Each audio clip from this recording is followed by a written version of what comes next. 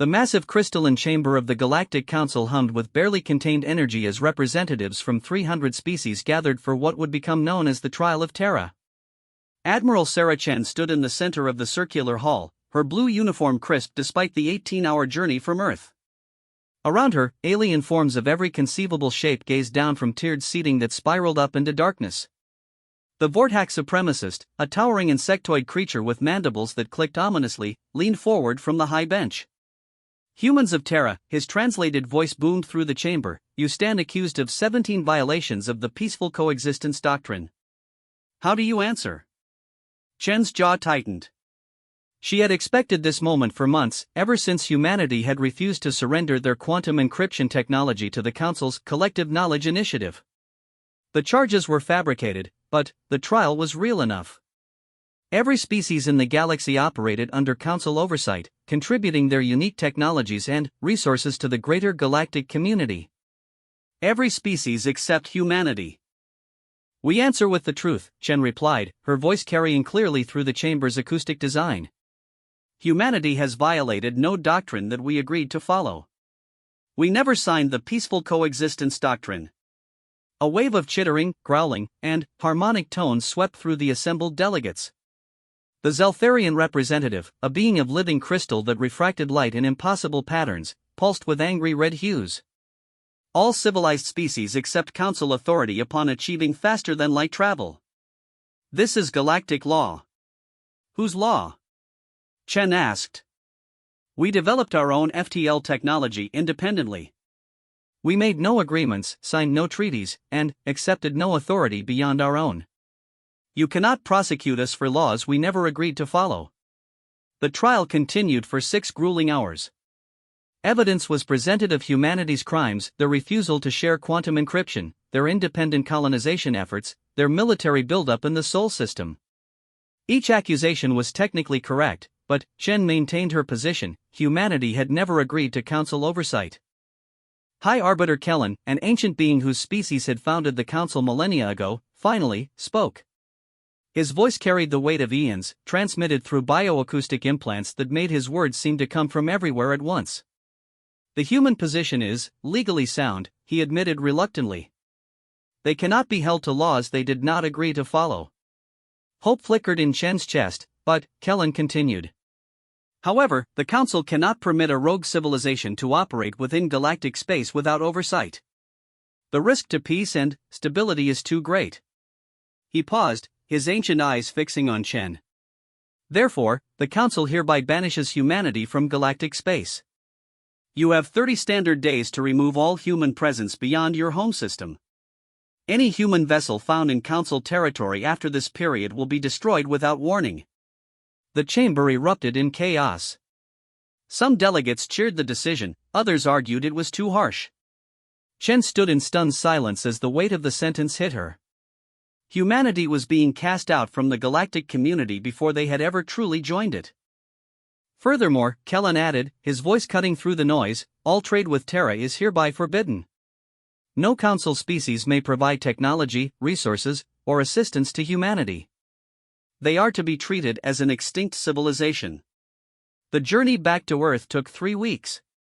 Chen spent most of it in her quarters, drafting reports and trying to process what had happened. Humanity had been isolated before first contact 5 years ago, but this was different. They were now actively excluded, marked as outcasts in a galaxy full of civilizations that had agreed to work together. When her ship, the UES Defiance, finally entered Sol system, she was surprised to find the space around Earth bustling with activity. Massive construction platforms orbited the planet, while sleek new ships moved between them in carefully coordinated patterns. The moon's surface was covered in installations that hadn't existed when she left. President Martinez greeted her personally at Luna Station. The president looked older than when Chen had left, gray threading through her black hair and new lines around her eyes. "Admiral," she said, clasping Chen's hand firmly. "I've read your preliminary reports. 30 days to evacuate all our colonies? Every human settlement beyond Sol system has to be abandoned," Chen confirmed. 7 colonies, 3 research stations, and 2 mining operations. We're talking about nearly 2 million people. Martinez led her through the station's observation deck, where Earth hung like a blue jewel against the starfield. "We're not abandoning anything, Sarah. We're moving forward with Operation Exodus." Chen frowned. "I don't understand.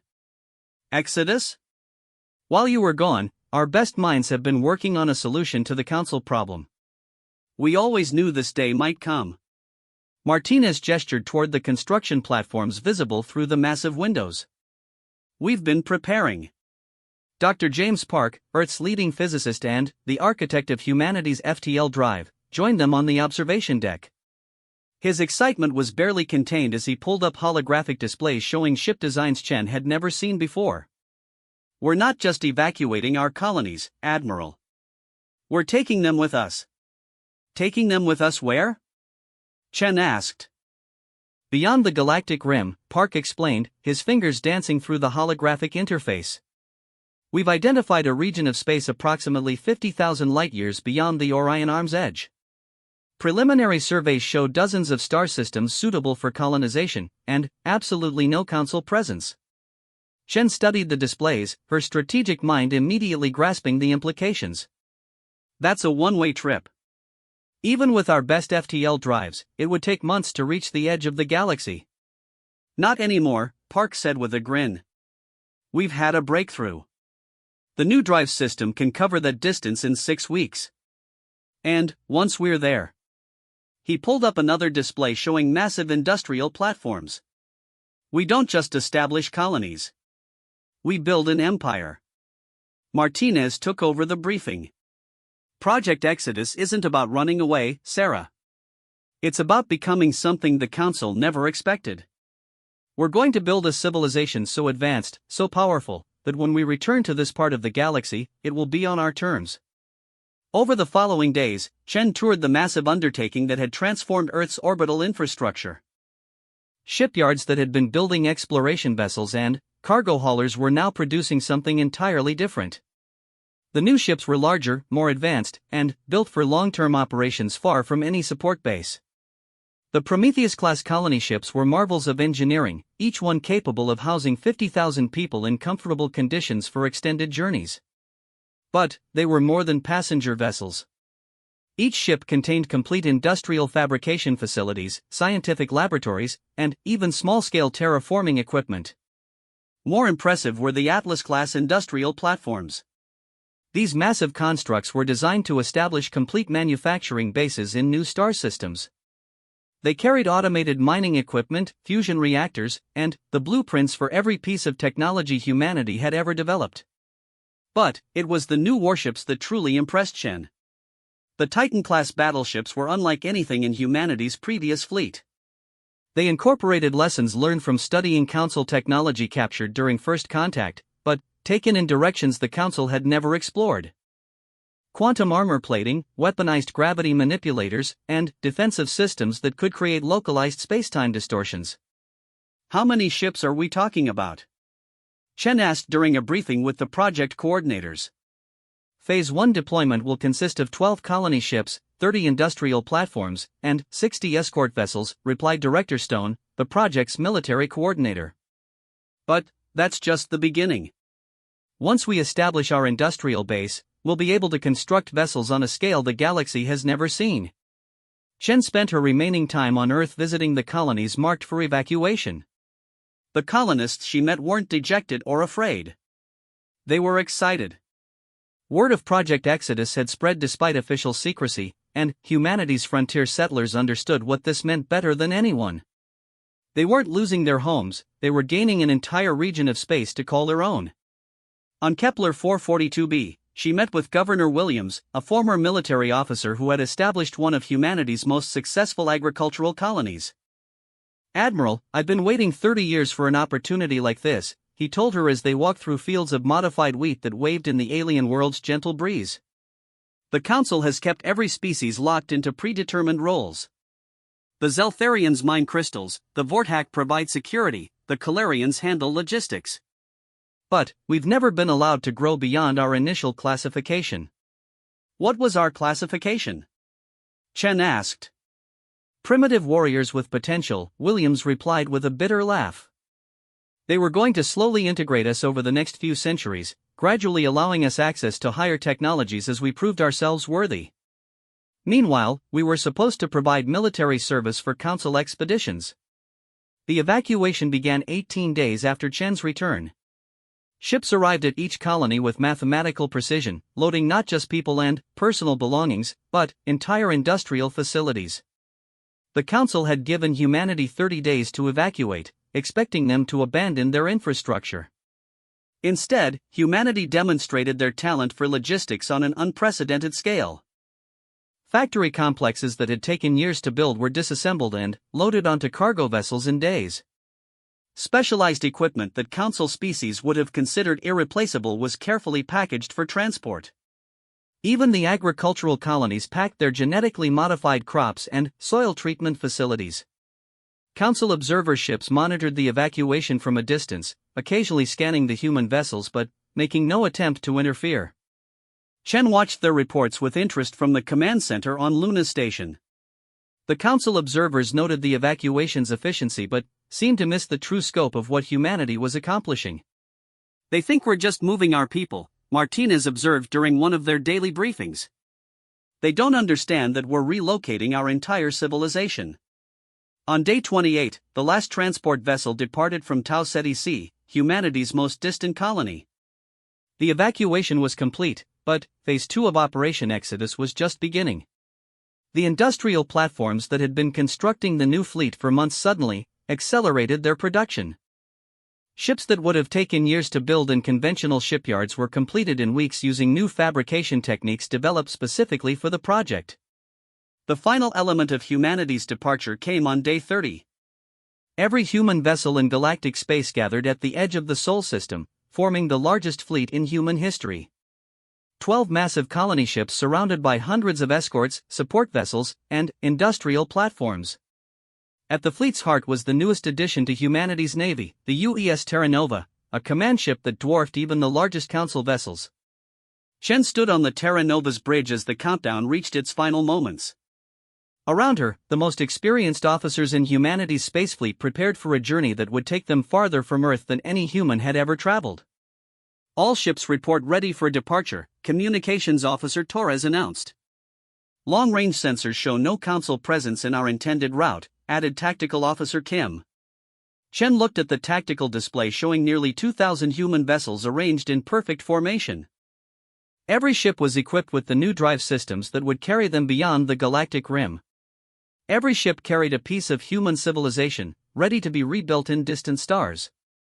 "Signal the fleet," she commanded. "All ships, initiate jump sequence." The first vessels began to disappear in flashes of distorted spacetime as their new FTL drives engaged. The colony ships vanished next, followed by the industrial platforms and their escorts. Finally, only the Terra Nova remained, hanging in space at the edge of humanity's birth system. Chen took one last look at Sol, the yellow star that had nurtured human civilization for millennia. Earth was invisible at this distance, but she could feel its presence like a gravitational pull on her soul. Humanity would return someday, but when they did, they would return as something greater than the Council had ever imagined. Helm, engage drive system. Destination, grid reference Omega 7, beyond the galactic rim. The Terra Nova's new drive system activated with a sensation unlike anything Chen had experienced before. Space seemed to fold around the ship as it transitioned into a realm between dimensions. Through the bridge's main viewer, she watched the galaxy itself shrink away behind them, becoming just another spiral of light among countless others. The journey had begun. Humanity was no longer bound by the Council's rules or limited by their predetermined role in galactic society. In the vast emptiness beyond the rim, they would build something unprecedented, an empire founded on human ingenuity, determination, and the absolute refusal to accept limitations imposed by others. Behind them, the Sol system stood empty of human presence for the first time in over a century. Council sensor stations detected no traces of advanced technology, no hidden installations, nothing to suggest that the banished species might someday return. As far as the galactic community was concerned, humanity had been successfully isolated, cut off from the resources and technologies they would need to pose any future threat. The Council's mistake was assuming that isolation would weaken humanity. They had no way of knowing that beyond the galactic rim, in the vast expanses of intergalactic space, humanity was about to discover something that would change everything. They were not alone among the outcasts, and the galaxy they had been banished from was not the only source of advanced civilization in the universe. 6 weeks after departing the galactic rim, Admiral Chen stood on the Terra Nova's bridge watching something that defied every astronomical model humanity had ever developed. The target star system, designated Omega 7 Alpha, was supposed to be a standard G-class star with 12 planets, 3 of them potentially habitable according to their long-range surveys. Instead, they found a star system that showed clear signs of massive engineering projects. Orbital structures surrounded several planets in perfect geometric patterns. Energy signatures indicated industrial activity on a scale that dwarfed anything the Galactic Council had ever attempted. Most shocking of all, the system was inhabited by multiple species that had never appeared in any Council database. "Admiral, we're receiving a transmission," Communications Officer Torres reported, her voice tight with nervousness. "Multiple sources, using quantum encryption protocols more advanced than ours." Chen exchanged glances with Dr. Park, who had insisted on making the journey to study whatever they found in extragalactic space. "Can you decrypt it?" "Partially. The basic mathematical concepts are universal, but the linguistic elements." Torres worked at her console for several minutes. "I'm getting something. It's a greeting protocol, but there are references to something called the Exile Confederation and a warning about Council space refugees." "Put it through," Chen ordered. The main viewer activated, showing a being unlike anything in Council space. The creature appeared to be crystalline, but organic, with faceted features that shifted between translucent and opaque. When it spoke, its voice resonated with harmonics that suggested natural quantum manipulation abilities. "Greetings, children of Terra," the being said in accented but clear English. "I am Resonance of Ancient Storms, speaker for the Kepler Station Authority. We have been monitoring your approach and extend welcome to the First Exile Confederation. Your species' banishment from Council space has been noted and approved for refugee status." Chen felt the bridge crew's shock ripple through the room. "First Exile Confederation," she managed. "Indeed. We are the civilizations that came before you, cast out by various iterations of the Council for refusing to submit to their limitations. Some of us have been here for millennia. Others, like the Drakmorth Alliance, arrived only 3 centuries ago. We have built something here that the Council cannot imagine, a truly free association of advanced species." Over the following days, humanity's fleet was guided to Kepler Station, a massive orbital construction that served as the Confederation's primary diplomatic and trade hub. The station was easily 10 times larger than anything humanity had ever built, composed of interconnected modules representing dozens of different architectural styles and construction techniques.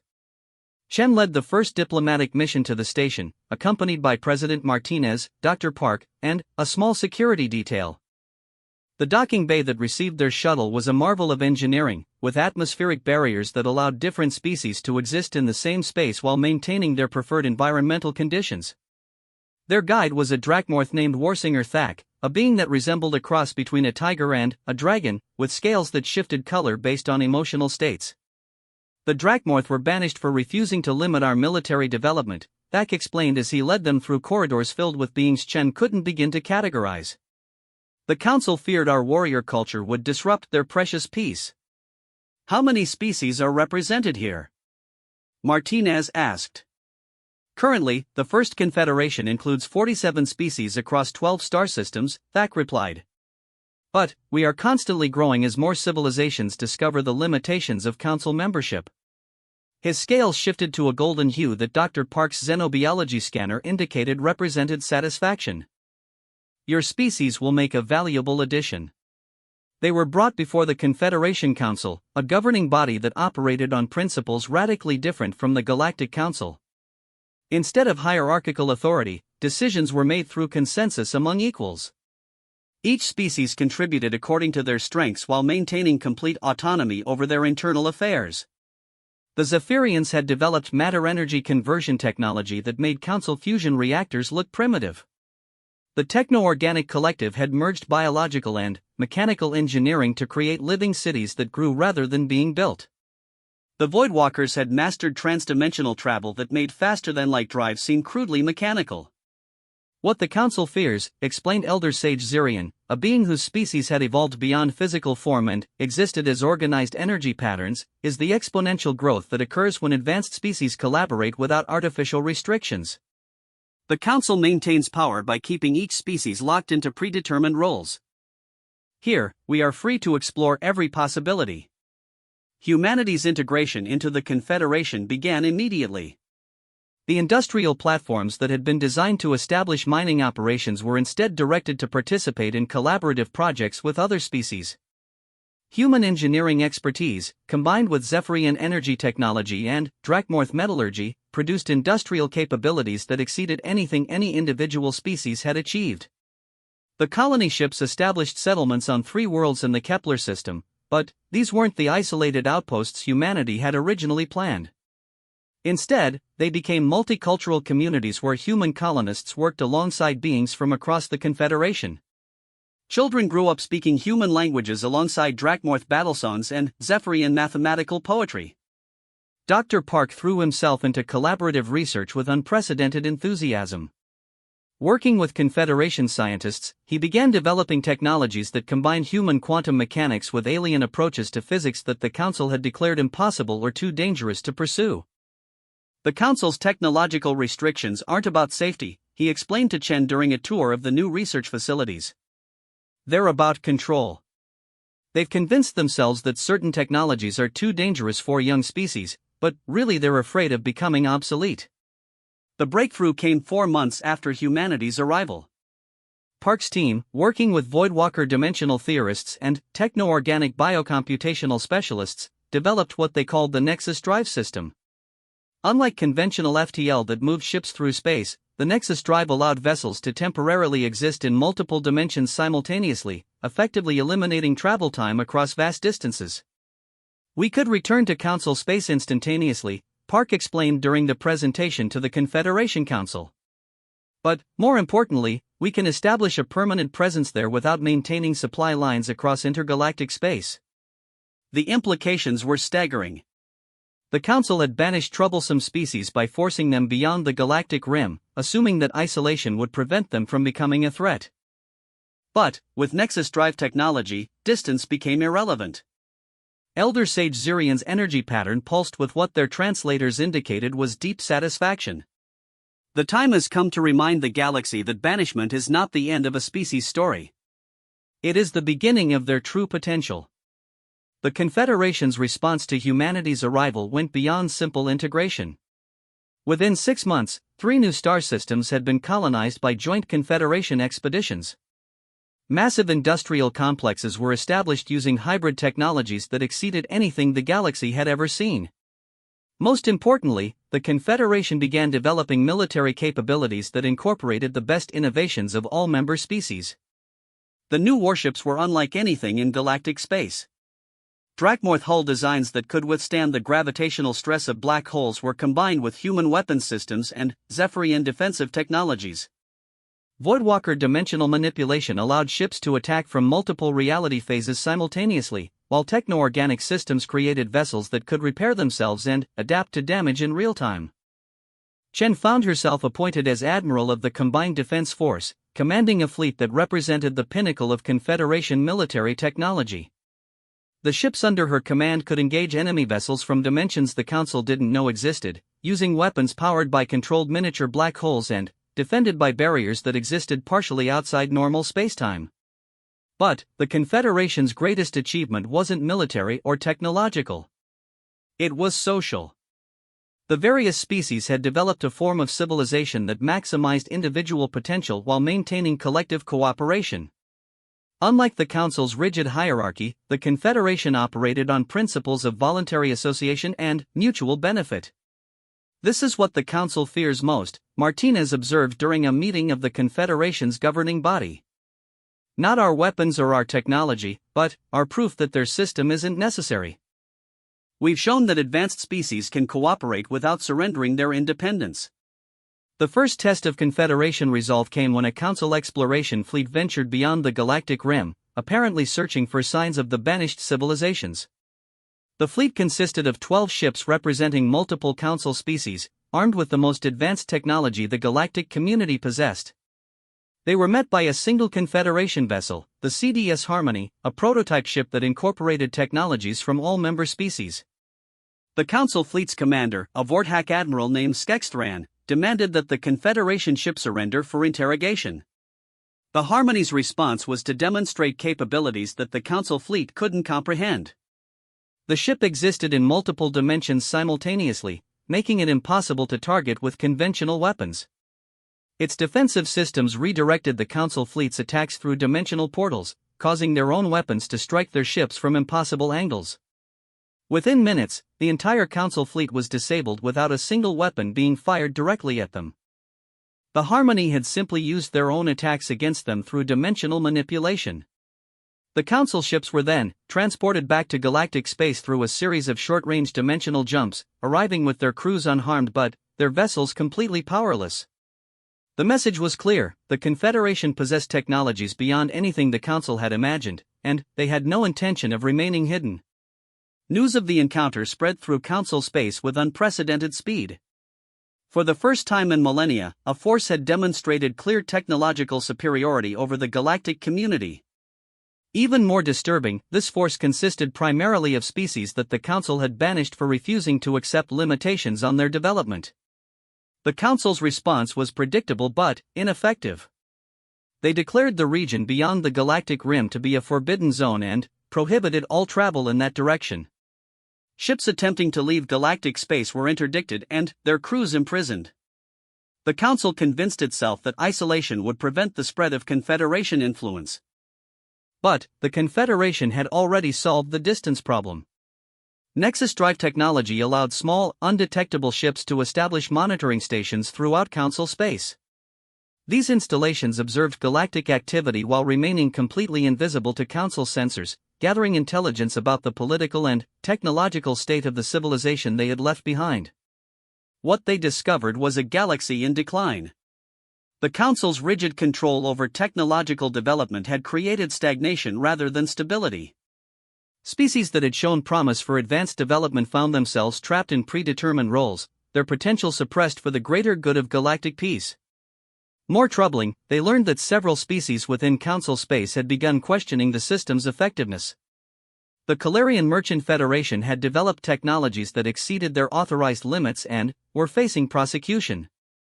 The aquatic domains had refused to surrender their deep space exploration data to the Council's collective knowledge database. Even some Council member species were showing signs of discontent with their restricted roles. The galaxy is ready for change, Chen reported to the Confederation Council after reviewing the intelligence data. The Council's authority is based on the assumption that they represent the pinnacle of galactic civilization. If that assumption is proven false, their entire system collapses. Warsinger Thak's scales shifted to the deep purple that indicated strategic thinking among his species. Then, perhaps it is time for the galaxy to learn that there are alternatives to Council rule. The decision to make contact with dissatisfied Council species was unanimous among the Confederation leadership. But, rather than revealing themselves openly, they chose a subtler approach. Confederation agents began making contact with key individuals within species that showed signs of discontent with Council authority. Dr. Kesna, a Calarian scientist whose research had been suppressed by the Council, was the first to receive a visit from a Confederation representative. The meeting took place in his private laboratory on Calaria Prime, during a routine equipment maintenance period that left the facility temporarily isolated from Council monitoring systems. The Confederation agent was human, specifically, Dr. Lisa Park, James Park's daughter, who had volunteered for the dangerous mission of operating within Council space. Her message was simple: the technologies that the Council had declared impossible or too dangerous were not only possible but were being used daily by civilizations beyond the galactic rim. To prove her point, she demonstrated a portable matter-energy converter that transformed waste materials into pure energy with 100% efficiency. The device was smaller than a Council fusion reactor but produced more power than most planetary generators. The Council told you this was impossible because they fear what you could become if you achieved it, Dr. Park explained. But there are 47 species beyond the rim who use this technology routinely. The only thing preventing you from developing it is council restrictions. Dr. Kesna's response was immediate and decisive. Within weeks, he had quietly shared the technology with other Calarian scientists who had been frustrated by council limitations. The knowledge spread through informal networks, carefully hidden from council oversight but gradually transforming Calarian industrial capacity. Similar contacts were made with frustrated scientists, military officers, and political leaders throughout council space. Each contact involved sharing a small piece of Confederation technology, along with the message that the council's limitations were artificial and unnecessary. The cumulative effect was subtle but profound. Species throughout the galaxy began developing capabilities that exceeded their authorized limits. More importantly, they began questioning why those limits existed in the first place. The Council's response was to increase surveillance and enforcement, but this only accelerated the process of disillusionment. Species that had previously accepted Council authority as a necessary evil began to view it as an oppressive force that prevented their natural development.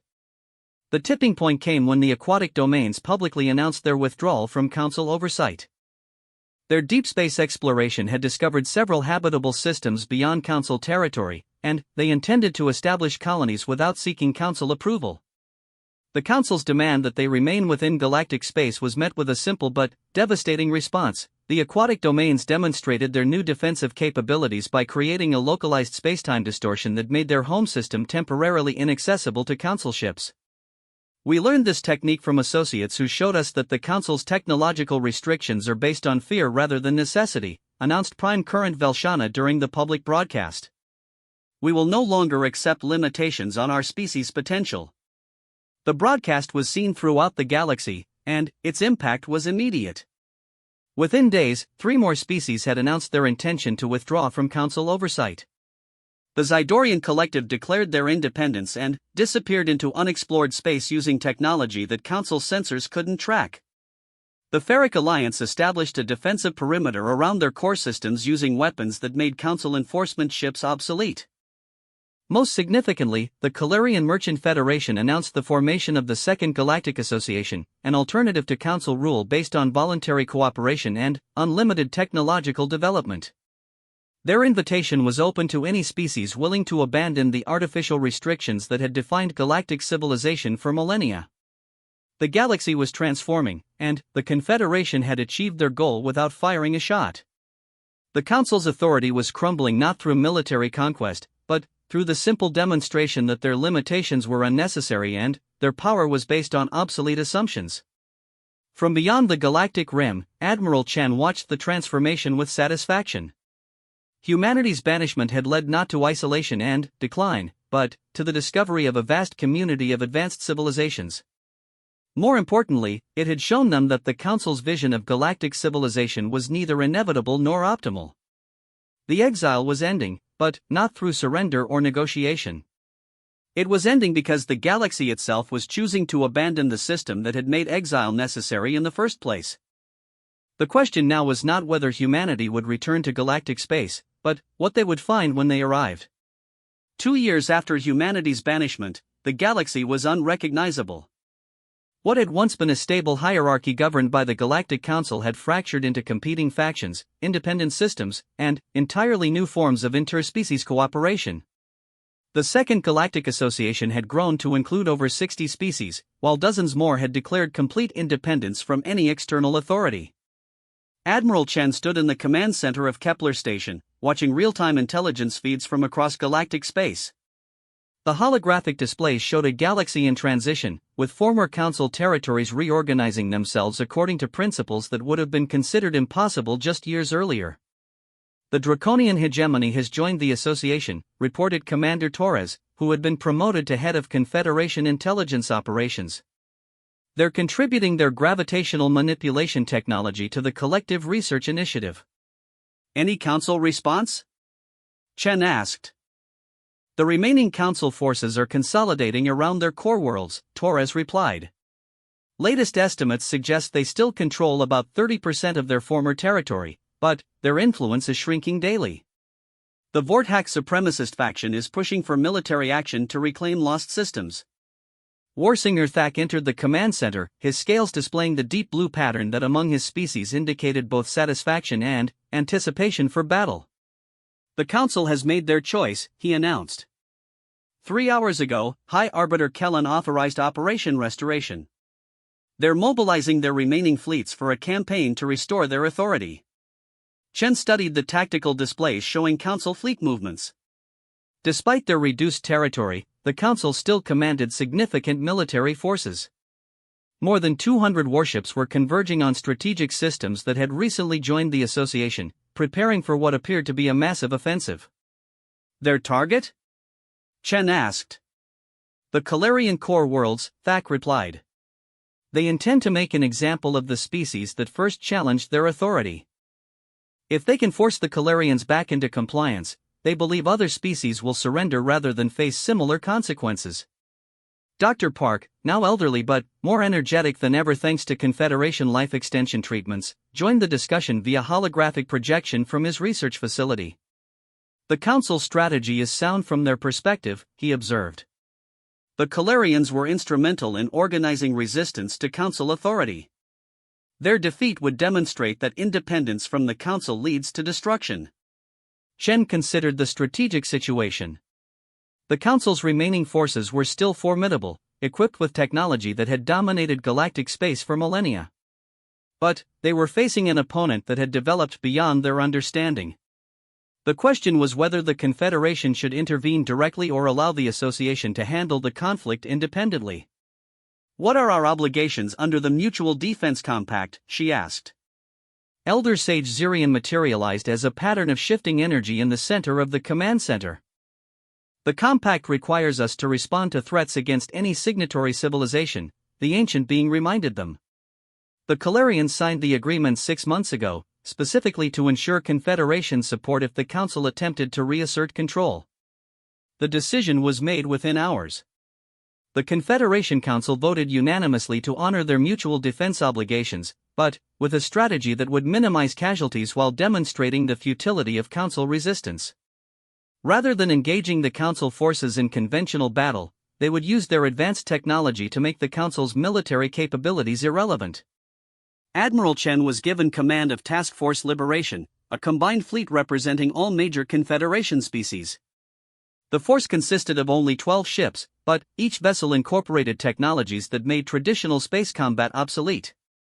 The flagship was the CDS Unity, a collaborative design that existed simultaneously in 17 different dimensional phases.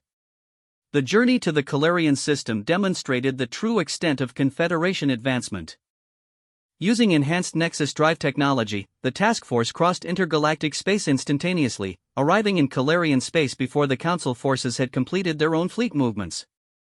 The Council's Grand Admiral Vex Thorin, a veteran Vorthak commander with centuries of experience, initially dismissed reports of the Confederation fleet's arrival. 12 ships against his force of over 200 seemed like acceptable odds, even accounting for technological advantages. His assessment changed dramatically when his sensors were unable to obtain reliable targeting data on any of the Confederation vessels. "Admiral," his tactical officer reported, mandibles clicking nervously, "the enemy ships appear to be phasing in and out of normal space. Our targeting computers cannot establish firing solutions." "Then, we fire manually," Vex Thorin replied. "All ships, open fire on the largest enemy vessel." The Council fleet's attack was devastating in its intensity.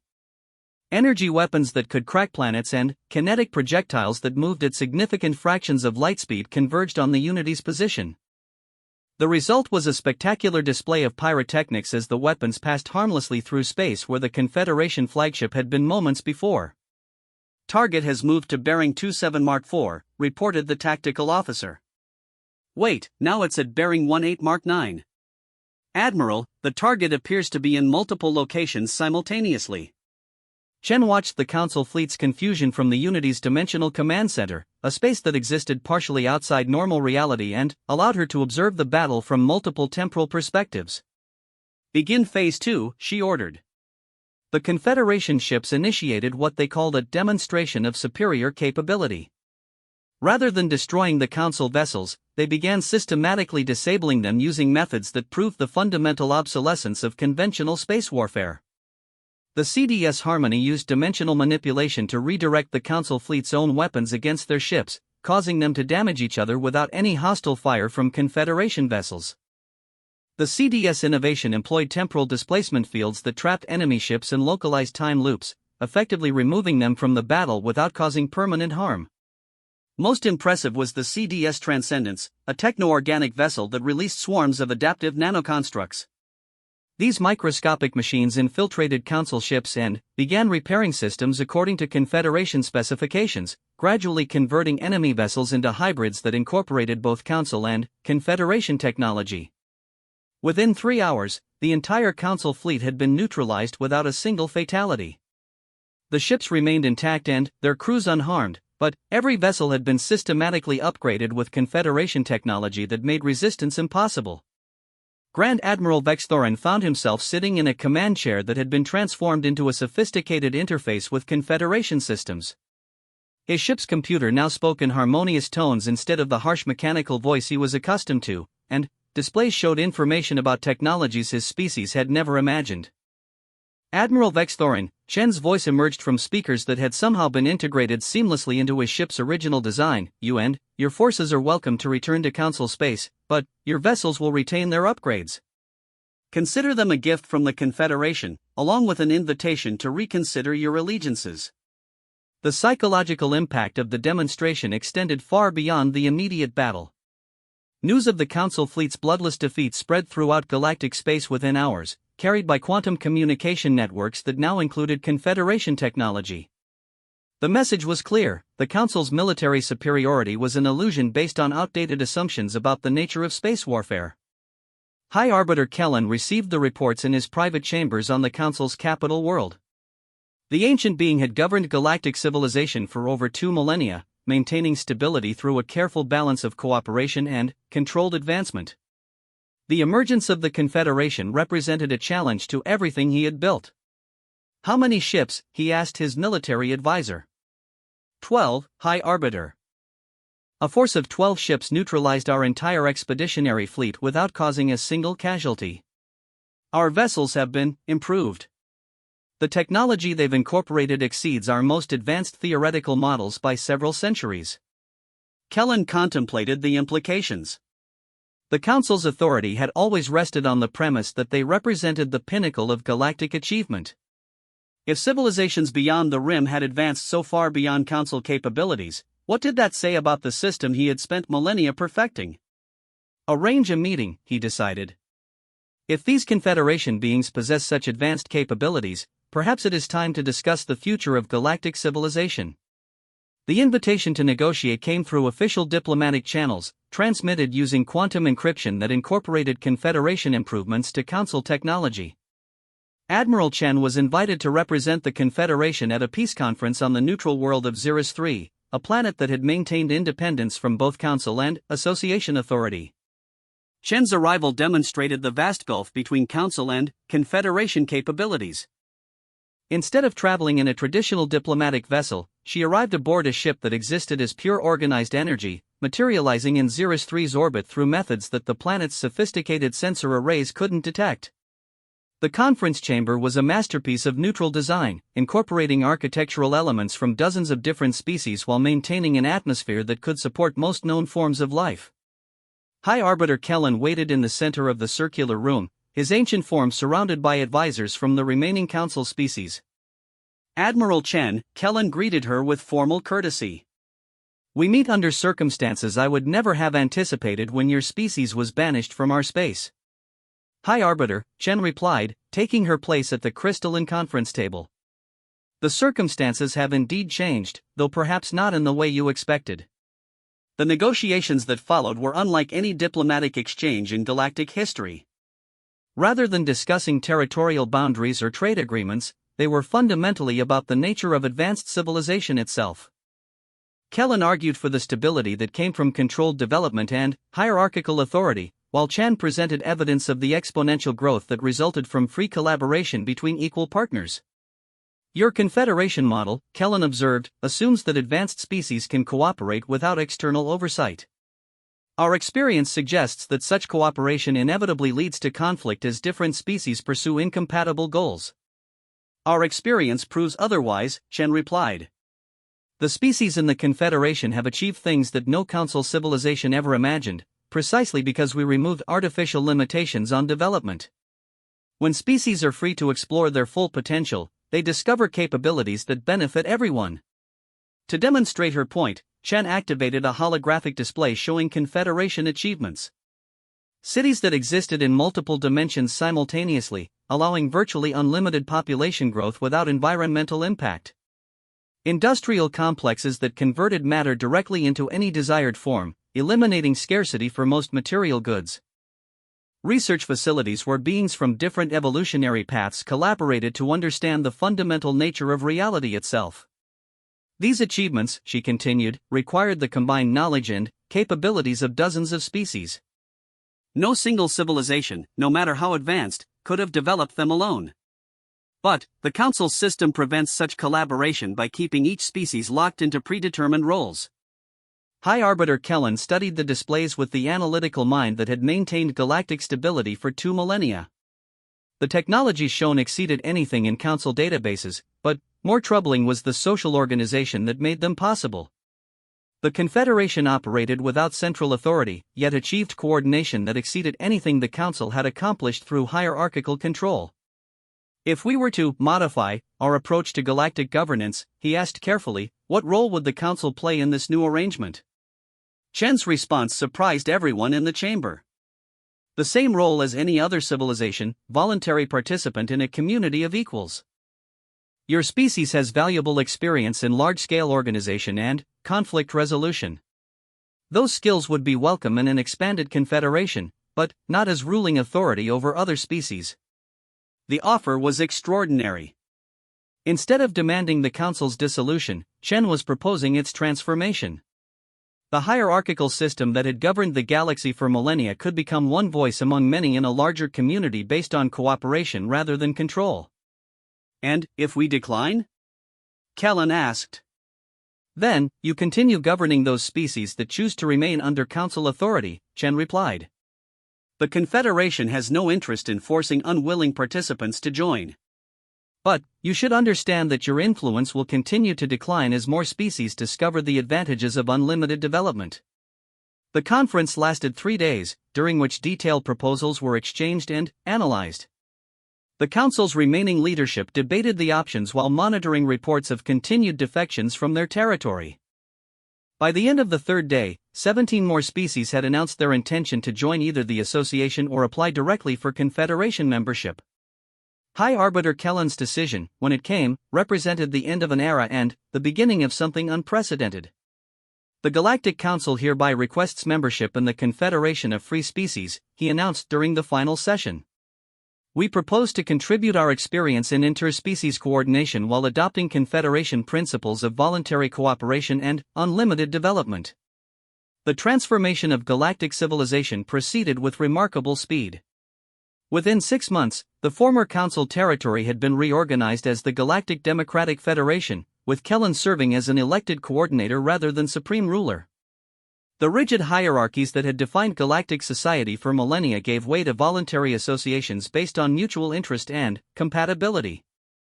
Humanity's role in the transformed galaxy was both central and unexpected. The species that had been banished for refusing to accept limitations became the bridge between the established galactic civilizations and the advanced communities beyond the rim.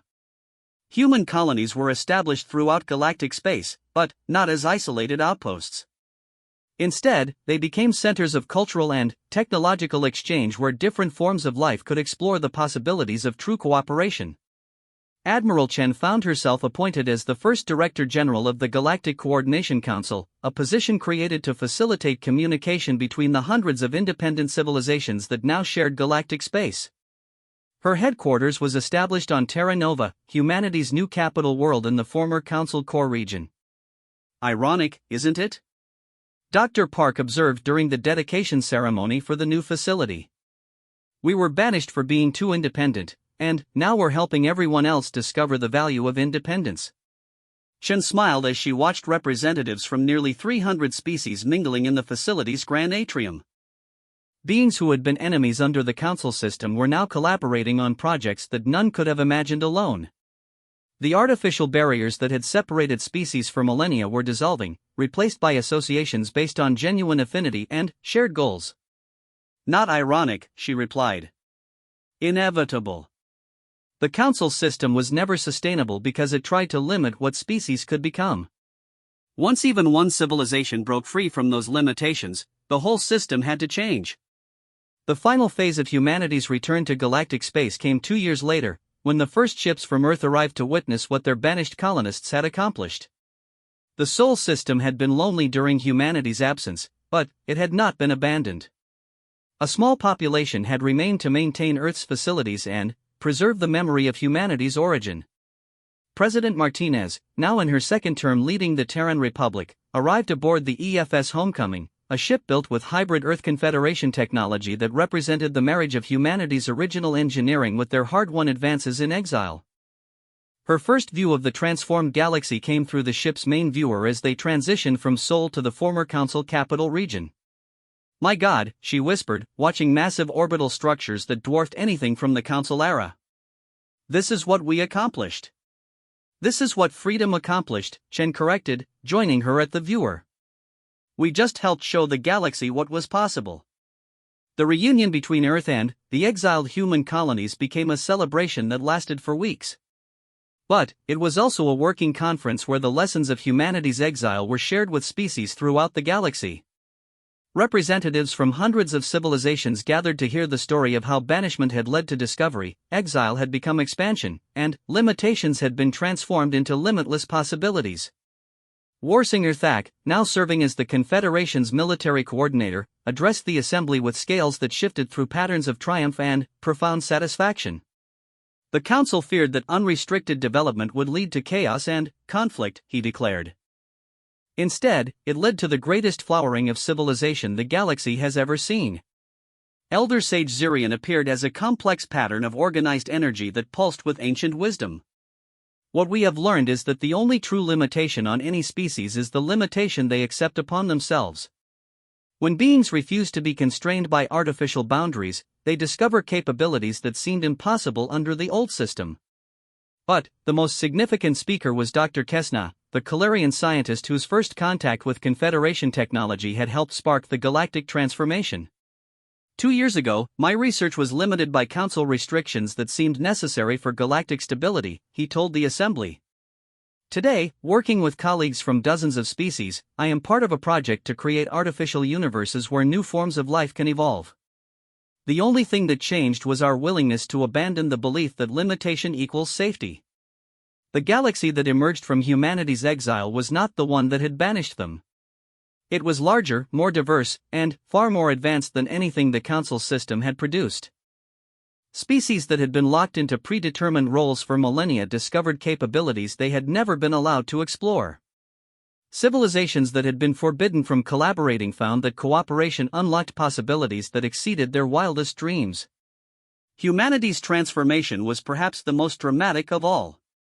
The species that had been cast out as dangerous individualists had become the galaxy's premier experts in large-scale cooperation. Human colonies served as meeting points where different forms of life could learn from each other, while human administrators helped coordinate projects that spanned multiple star systems. The irony was not lost on Admiral Chen as she stood in her office overlooking the thriving capital of New Geneva, built on Terra Nova's largest continent. Through her windows, she could see beings from dozens of species working together on projects that would have been impossible under the old system.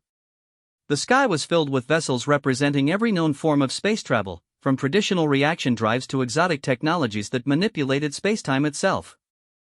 "We've come a long way from that trial chamber," observed Commander Torres, now serving as Chen's chief of staff.